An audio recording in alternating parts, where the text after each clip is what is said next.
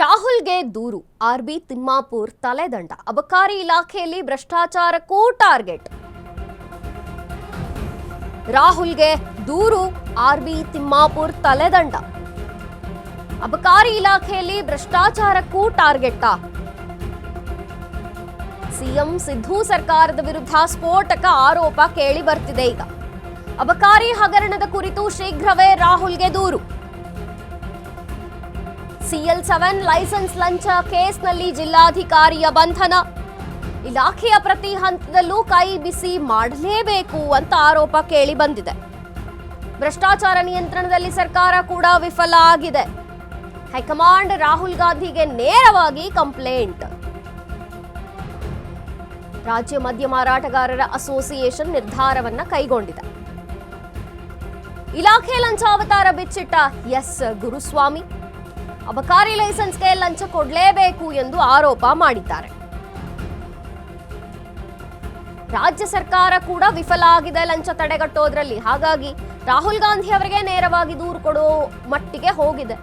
ಅಬಕಾರಿ ಇಲಾಖೆಯಲ್ಲಿ ಎಲ್ರಿಗೂ ಕೈ ಬಿಸಿ ಮಾಡಲೇಬೇಕು, ಇಲ್ಲಂದ್ರೆ ಕೆಲಸಗಳೇ ಆಗಲ್ಲ. ಸಿಎಂ ಸಿದ್ದು ಸರ್ಕಾರದ ವಿರುದ್ಧ ಸ್ಫೋಟಕವಾದಂತಹ ಆರೋಪ ಕೇಳಿ ಬರ್ತಿದೆ. ಅಬಕಾರಿ ಹಗರಣದ ಕುರಿತು ಶೀಘ್ರವೇ ರಾಹುಲ್ಗೆ ದೂರು ಕೊಡ್ತಾರಂತೆ. CL7 ಲೈಸೆನ್ಸ್ ಲಂಚ ಕೇಸ್ನಲ್ಲಿ ಜಿಲ್ಲಾಧಿಕಾರಿಯ ಬಂಧನ.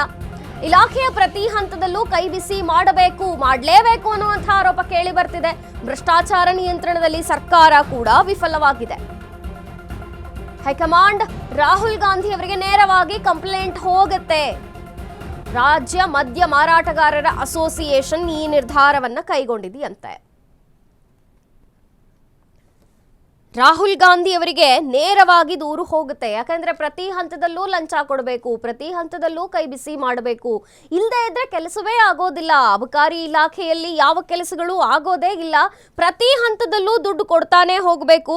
ಈವನ್ ರಾಜ್ಯ ಸರ್ಕಾರ ಕೂಡ ಲಂಚ ತಡೆಗಟ್ಟೋದ್ರಲ್ಲಿ ವಿಫಲ ಆಗಿದೆ. ರಾಜ್ಯ ಸರ್ಕಾರವು ಯಾವುದೇ ಕ್ರಮಗಳನ್ನ ಕೈಗೊಳ್ತಿಲ್ಲ. ಹಾಗಾಗಿ CL7 ಲೈಸೆನ್ಸ್ ಲಂಚದ ಒಂದು ಕೇಸ್ನಲ್ಲಿ ಜಿಲ್ಲಾಧಿಕಾರಿಯ ಬಂಧನ, ಜೊತೆಗೆ ಪ್ರತಿ ಹಂತದಲ್ಲೂ ದುಡ್ಡು ಕೊಡಬೇಕಾದಂತಹ ಪರಿಸ್ಥಿತಿ ಇರೋದ್ರಿಂದ ಇದನ್ನ ತಡೆಗಟ್ಟೋದಕ್ಕಾಗದೆ ರಾಜ್ಯ ಸರ್ಕಾರ ಕೂಡ ವಿಫಲವಾಗಿರೋದ್ರಿಂದ ನೇರವಾಗಿ ಹೈಕಮಾಂಡ್ ಮತ್ತು ರಾಹುಲ್ ಗಾಂಧಿ ಅವರಿಗೆ ದೂರು ಕೊಡ್ತೇವೆ ಅನ್ನುವಂತಹ ರೀತಿಯಲ್ಲಿ ಈಗ ಆರೋಪ ಕೇಳಿ ಬಂದಿರುವಂತಹದ್ದು. ರಾಜ್ಯ ಮದ್ಯ ಮಾರಾಟಗಾರರ ಅಸೋಸಿಯೇಷನ್ ಈ ನಿರ್ಧಾರವನ್ನ ಕೈಗೊಂಡಿದೆ. ನೇರವಾಗಿ ನಾವು ಅಲ್ಲೇ ಕಂಪ್ಲೇಂಟ್ ಕೊಡ್ತೇವೆ. ಇಲಾಖೆಯ ಲಂಚಾವತಾರ ಬಿಚ್ಚಿಟ್ಟಿದ್ದಾರೆ ಎಸ್ ಗುರುಸ್ವಾಮಿ. ಅಬಕಾರಿ ಲೈಸೆನ್ಸ್ಗೆ ಲಂಚ ಕೊಡಲೇಬೇಕು, ಇಲ್ಲಾಂದ್ರೆ ಲೈಸೆನ್ಸ್ ಸಿಗದೇ ಇಲ್ಲ ನಮಗೆ. ಯಾರಾದರೂ ಅಷ್ಟೇ ಕೈ ಬಿಸಿ ಮಾಡ್ತಾನೆ ಇರಬೇಕು. ರಾಹುಲ್ ಅವ್ರಿಗೆ ದೂರು ಕೊಡ್ತೇವೆ. ತಿಮ್ಮಾಪುರ್ ಅವರ ತಲೆದಂಡ ಆಗಬೇಕು. ಅಬಕಾರಿ ಇಲಾಖೆಯಲ್ಲಿ ಪ್ರತಿ ಹೆಜ್ಜೆಗೂ ಭ್ರಷ್ಟಾಚಾರ ನಡೀತಾನೆ ಇದೆ.